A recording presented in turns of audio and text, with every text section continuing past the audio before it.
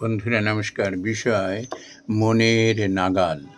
বন্ধুরা, এই পৃথিবীতে সমস্ত বস্তুর নাগাল পাওয়া যায়, কিন্তু মনের নাগাল পাওয়া এক যেন দুরূহ ব্যাপার। শ্রীমদ্ ভগবদ গীতায় এরম বলা হয়েছে, আপনারা সকলেই জানেন। অর্জুন ভগবান শ্রীকৃষ্ণকে এরকম বলেছিলেন যে মনকে বশ করা, অর্থাৎ মনের নাগাল পাওয়া, ওই বায়ুকে নিরুদ্ধ করার মতো দুঃসাধ্য কাজ। তখন ভগবান শ্রীকৃষ্ণ তাকে উপায় বলেছিলেন তুমি যেটা বলছো একেবারেই সত্যি কথা বলছো, কিন্তু মনকেও বশে আনা যায়, লাগামের মধ্যে বাঁধা যায়, তার নাগাল পাওয়া যায়।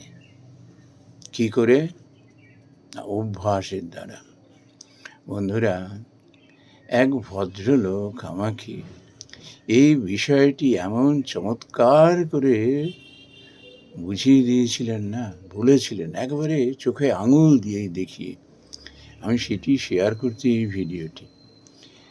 তিনি প্রথমেই উদাহরণের মধ্যে এলেন, বললেন এই যে তুমি দেখো হয়তো তাড়াহুড়ো করে বেড়াতে যাচ্ছ, ব্যাস একটা ঠোকা ফেলে, একটা জিনিস আনতে গিয়ে তোমার ওদিকে মন নেই, মন ডিস্টার্বড হয়ে রয়েছে, অন্য জায়গায় হাত দিয়েছ, ব্যাস অসাবধানে ওটি পড়ে গিয়ে ভেঙে চৌচির হয়ে গেল। এবার তুমি তাড়াহুড়ো করে বেড়াতে যাচ্ছিলে, এবার গেল সব। তুমি কোনো একটা জিনিসে হয়তো আঘাত পেলে, হয়তো রক্তপাত হলো, এরকম এত রেগে গেলে যেটি থেকে তোমার আঘাত লেগেছে, এক কোষে হয়তো লাথি লাগিয়ে দিলে, ব্যাস এবার তুমি পায়ের ওই অংশটাও তুমি ক্ষতি করলে। বন্ধুরা, এইভাবে আমরা মনকে ডিস্টার্ব করে না লক্ষ্যে পৌঁছানো তো দূরের কথা, একের পর এক আমরা অঘটন করতে থাকি। কোথায় মাথাটি রাখছি, কোথায় হাতটি রাখছি, তার কোনো ঠিক ঠিকানা থাকে না। মন অন্যমনস্ক, আর ওইভাবে অবাঞ্ছিতভাবে আমরা ব্যথা পেতে থাকি। আর সেই রাগটা তখন সেই বস্তুর উপরে নিই, কিন্তু ওই বস্তুর কি দোষ? সেটা একটা অচেতন পদার্থ মাত্র। আমি যে ঠোকা খেলাম সেটা তো আমার অসাবধানবশত, মন ডিস্টার্ব হয়ে রয়েছে, সেই জন্য ঠোকা খেলাম। এটা আনতে গিয়ে ওটা ধরাস করে পড়ে গেল, তার কারণ কি? আমার তো মন অন্যমনস্ক, যেখানে হাত দেওয়ার কথা সেখানে হাত দিইনি, হাত অন্য জায়গায় লেগে গেছে, পড়ে চৌচির হয়ে গেল কোনো একটা জিনিস, এত মূল্যবান জিনিস। তাড়াহুড়ো করে বেরোতে গিয়ে তুমি হুঁচট খেয়ে পড়লে, ব্যথা লাগলো না শুধু, এত এমনভাবে মুখ থুবড়ে পড়লে যে তুমি রীতিমতো আহত হলে। এই যে আমরা রাগে গজর গজর করতে থাকি অনর্থকভাবে অচেতন পদার্থগুলোর জন্য, এই অঘটনগুলোর জন্য দায়ী কে? মন। মন এগুলো করাচ্ছে, মন আমাকে দিয়ে এগুলো করাচ্ছে। ক্ষমতা থাকলে মনকে ধরো না, মনকে ধরে উচিত শিক্ষা দাও, পাবে তুমি মনের নাগাল পাবে না। এদিক ওদিক দৌড়াচ্ছে, তোমার সঙ্গে লুকোচুরি খেলছে। তিনি এরকম বলছেন আমাকে, মনকে ধরো, দেখবে সব ঠিক হয়ে যাবে। মনকে কষে ধরো না, তুমি কেন এরকম করলে, কেন আমাকে এরকম ডিস্টার্ব করে দাও, আর সব অঘটন ঘটে। আমি কেন শান্ত হতে পারি না?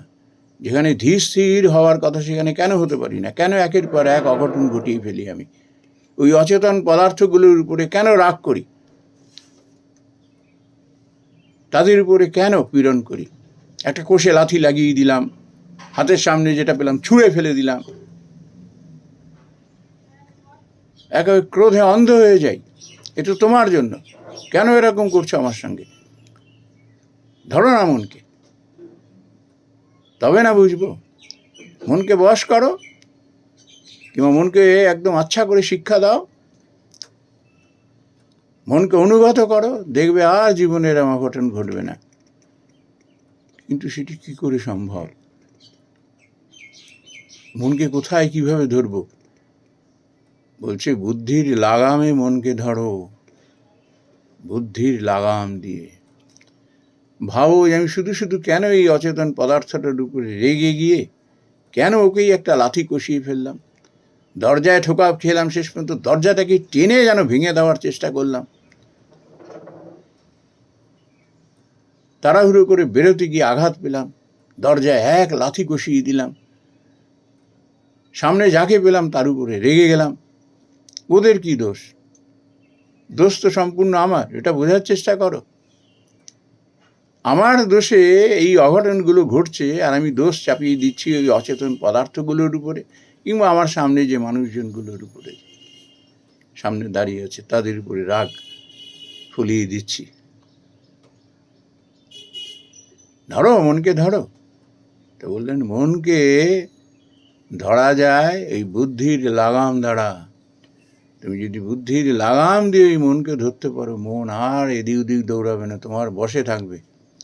তখন তুমি ধীরে ধীরে তোমার সন্নিধ ফিরে আসবে। শুধু শুধু কেন আমি এরকম করলাম পাগলের মতো, কেন এরকম মনের বিকার হলো, মনকে ধরতে পারছি না, আর তার প্রতিশোধ নিচ্ছি অচেতন পদার্থগুলোর উপরে, যাদের বিন্দু মাত্র কোনো দোষের লেশ নেই, ইনোসেন্ট জিনিসগুলোর উপরে রেগে গিয়ে তাদের উপর অত্যাচার করছি। কিন্তু আসল যে এটা ঘটাচ্ছে তার কিছু করতে পারছি না, সেই মন। যখন বুদ্ধির লাগাম দিয়ে মনকে ধরা যায়, তখন মন আর ডিস্টার্বড হয় না, তখন মন সঠিক পথে চলে।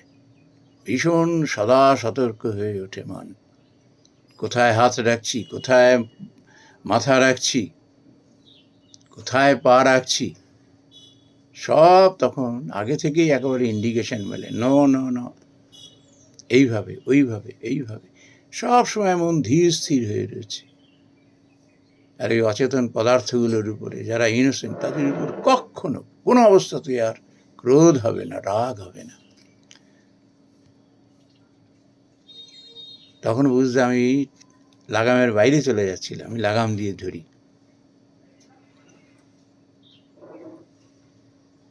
শ্রীমদ্ ভগবদ গীতা একটা চমৎকার এই উদাহরণ দেওয়া হয়েছে।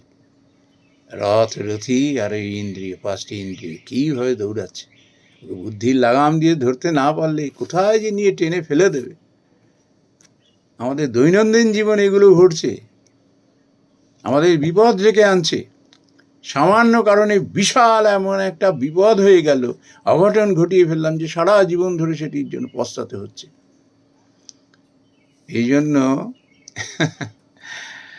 অন্যের উপরে ক্রোধ আসার আগে, অন্যকে ব্লেম দেওয়ার আগে, অন্যের উপর পীড়ন করার আগে না, মনকে লাগাম দিয়ে, লাগামের মধ্যে, বুদ্ধির লাগামের মধ্যে ধরতে পারলে তখন বুদ্ধি একদম ঠিক ঠিক বিচার এনে দেয়, ঠিক ঠিক বিচার এনে দেয়, নিজেকে শুদ্ধ করে দেয়, নিজেকে সঠিক পথে পরিচালনা করে। তখন আর অঘটন ঘটে না। আর এটি সম্ভব, মানুষ কর্মের মাধ্যমে এইগুলো শেখে, কর্মের মাধ্যমেই সতর্ক হয়ে যায়, কর্মের মাধ্যমেই এর যে লীলা, এর যে গোপন রহস্য মানুষ বুঝতে পারে। যখন সে শিখে যায় হ্যাঁ মনকে লাগাম দিতে হবে, মনকে লাগাম দিতে হবে, কী দিয়ে? বুদ্ধি দিয়ে, তখন সেই মানুষ একেবারে পারফেক্ট হয়ে ওঠে, পারফেক্ট হয়ে ওঠে তখন। আর তখন তার ভুল ভ্রান্তি হয় না, আর মনের শান্তি তার বিঘ্ন হয় না, কারুর কাছে সে অপ্রীতিকর হয়ে ওঠে না, মানুষ তাকে দেখে শেখে। নমস্কার বন্ধুরা।